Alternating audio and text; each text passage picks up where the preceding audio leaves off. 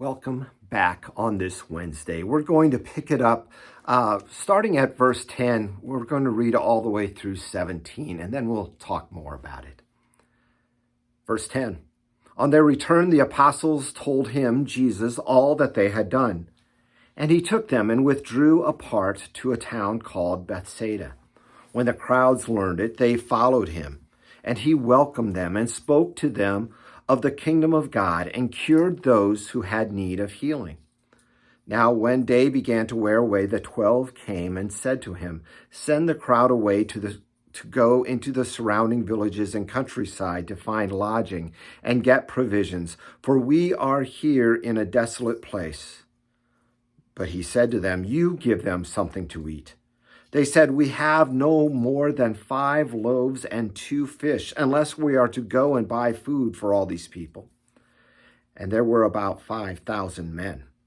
And he said to the disciples, have them sit down in groups of about 50 each.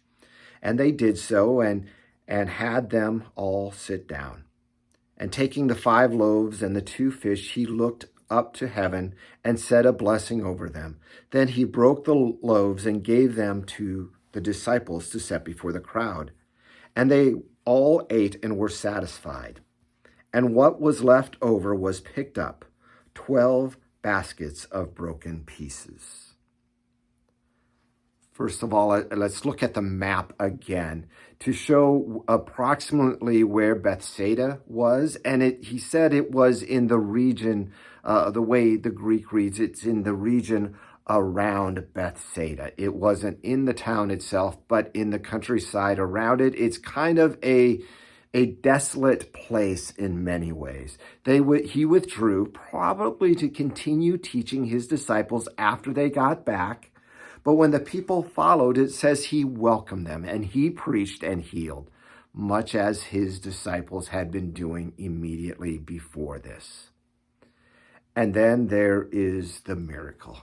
The miracle, one of the few I think it's this one and the resurrection are the only ones that are recorded in all 4 of the Gospels. This is a key miracle.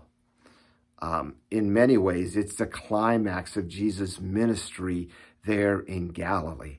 The first 9 chapters up through the Transfiguration really covers Jesus' Galilee ministry. And then from after the last part of chapter 9, all the way through to when he enters Jerusalem, it's his journey to Jerusalem. This is the climax, the big miracle that happens then. There's also a connection back to the prophets.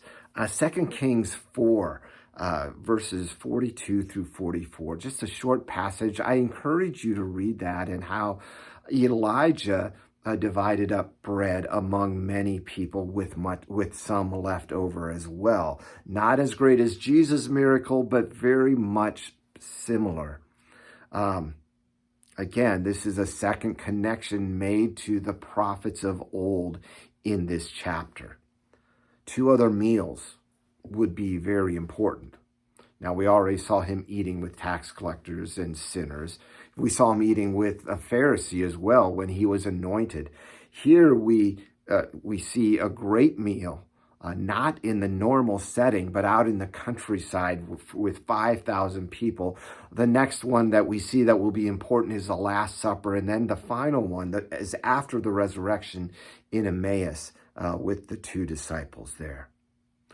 Let's look. Now, you know a lot about the miracle. You've probably heard it and read it quite a few times.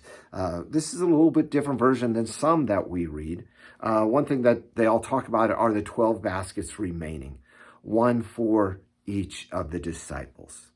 And this bread that is remaining shows the abundance of this miracle, the abundance of the blessings that this Messiah who came and did all of this gives more than enough. He provided more than enough bread. He would provide more than enough forgiveness for the whole world. That's where we're going to end for today. We'll pick up with verse 18 tomorrow. We'll see you then. God bless.